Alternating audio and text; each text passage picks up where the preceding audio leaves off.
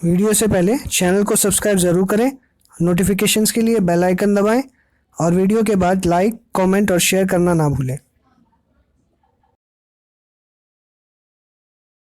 दोस्तों, आप सबका स्वागत है लाइफ एडवाइजर्स चैनल पे। आज हम जो वीडियो रिकॉर्ड कर रहे हैं एचडीएफसी के बारे में है, लेकिन उससे पहले मैं बता दूं कि जो डेली वीडियोस मैं अपलोड करता हूं, जिसमें मैं निफ्टी के ट्रेंड के बारे में डिस्कस करता हूं, ओपन इंटरेस्ट के बारे में डिस्कस करता हूं और कुछ स्टॉक्स जो हमें कल देखने हैं और पुराने स्टॉक्स जो हमने डिस्कस करते हैं उनका रिव्यू लेते हैं। लेकिन अनफॉर्चुनेटली कुछ टेक्निकल रीजंस के कारण मेरा वीडियो डिलीट हो गया और आज वो रिट्रीव करना पॉसिबल भी नहीं है और मेरे लिए वापस उतना बड़ा वीडियो जो है डिटेल्ड एनालिसिस करना भी पॉसिबल नहीं है।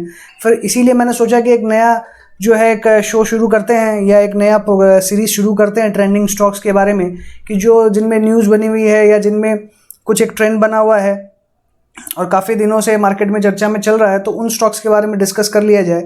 तो वैसा एक स्टॉक आज जो डिस्कस करने हम जा रहे हैं वो है एचडीएफसी का। तो एचडीएफसी में अगर हम देखें तो एचडीएफसी में कंटिन्यूसली हमें काफ़ी एक लंबे समय से कंसोलिडेशन देखने को मिल रहा है।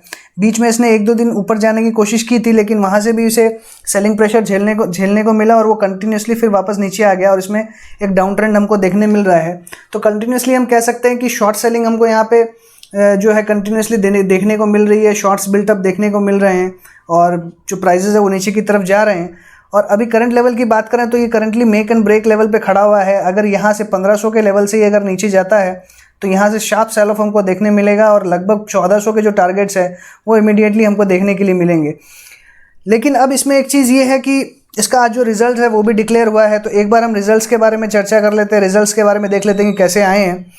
तो ये रिजल्ट्स आपके सामने है, वो आप देख सकते हैं कि रिजल्ट्स की हेडलाइंस है, जो मैं सिर्फ हेडलाइंस पढ़ने की कोशिश कर रहा हूँ। Profit falls by more than 1/5 as a provision spikes. जो प्रोविजन है बहुत स्पाइक हो गया है। प्रॉफिट जो है वो 22% इसका ड्रॉप हो गया है। HDFC post weak Q4 results as consolidated net profit slips 10%। 10% से ज़्यादा इसका कंसोलिडेटेड नेट प्रॉफिट जो है वो स्लिप हो गया है। तो इसमें ये जो है काफ़ी चर्चा में रहेगा और कल इसके अंदर में हमको इसका रिएक्शन भी देखने को मिलेगा। अब दो सर्कमस्टेंसेस इसके अंदर में हो सकते हैं। पहला है इसके अंदर में कि न्यूज़ में शॉर्ट बिल्टअप हो सकता है।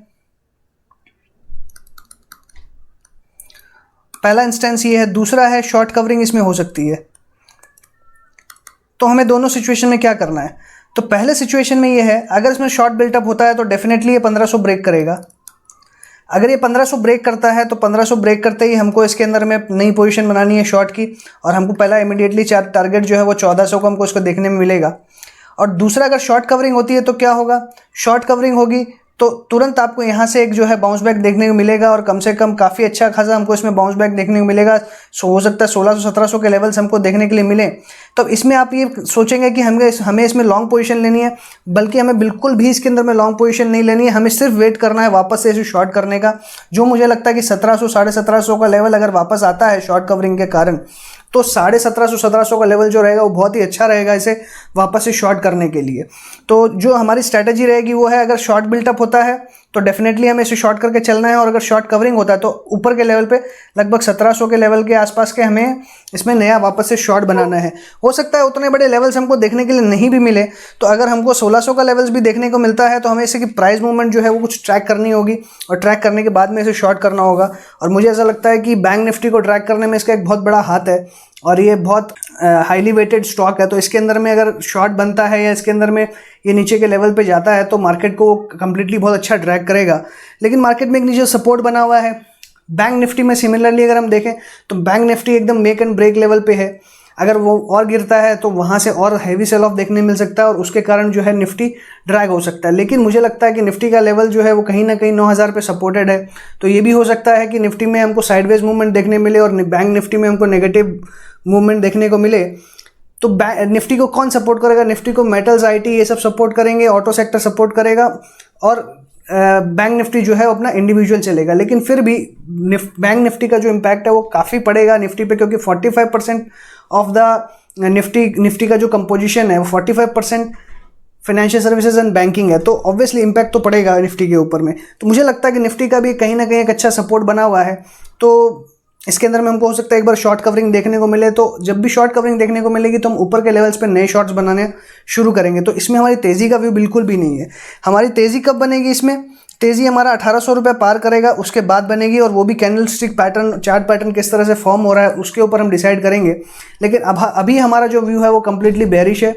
इसके अंदर में हम कहीं पर भी लॉन्ग करने की पोजीशन हम सोच ही नहीं सकते इसके अंदर में। तो मुझे लगता है कि मेरी स्ट्रैटेजी HDFC के ऊपर में आपको बिल्कुल क्लियर है, और आप क्लियरली देख सकते हैं कि मैं कोई इंडिकेटर यूज़ नहीं कर रहा हूँ, ना ही मैं कोई मूविंग एवरेजेस यूज़ कर रहा हूँ।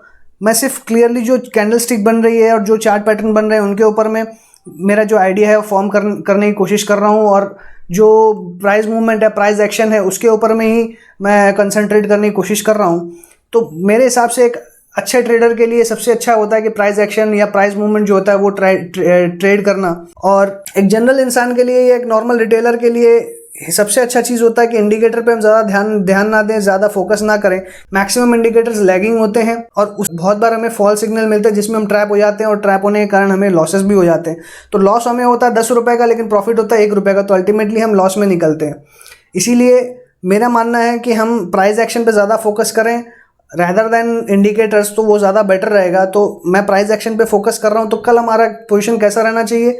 कल हमारी पोजीशन इसी तरीके से रहना चाहिए कि प्राइस किस तरफ खुलते हैं, हमें वेट एंड वॉच करना है। और हमें पोजीशन कब बनानी है? हमें पोजीशन बनानी जब मार्केट सेटल हो जाए। ऐसा नहीं है कि मार्केट अगर कल सुबह खुलते ही HDFC अगर नीचे गिरना शुरू हो गया तो हम तुरंत ही उसे पकड़ लें। नहीं, अगर हमने मान लीजिए 9:15 9:20 पे एंट्री की है तो हमें 9:30 पे उसे एग्जिट भी करनी पड़ेगी, क्योंकि जो एक्शन है वो 9:30 तक ख़त्म हो जाएगा। 9:30 के बाद में थोड़ा सा उसे सेटल होने का वक्त मिलेगा। सेटल होने के बाद में हो सकता है कि वापस ऊपर आ जाए। तो हमें जो हमारी पोजीशन है, हमें पोजीशन प्राइस एक्शन के हिसाब से बनानी है। और पोजीशन हमें कब लेनी है? जब हमें एकदम appropriate entry and exit level समझ में आएगा तब। जब तक हमें एंट्री और एग्जिट लेवल समझ नहीं आएगा तब तक हम किसी भी स्टॉक में पोजीशन नहीं लेंगे। तो मुझे लगता है कि मेरी बात आप तक पहुंची होगी। सो इसी के साथ मैं आज की बात HDFC पे ख़त्म करूँगा। So thanks for watching the video. अच्छा लगे तो लाइक करिएगा, दोस्तों के साथ शेयर करिए, कमेंट बॉक्स में कमेंट लिखिए कि किन स्टॉक्स के बारे में मैं आपसे बात कर सकता हूँ। Thanks for watching the video. Good night.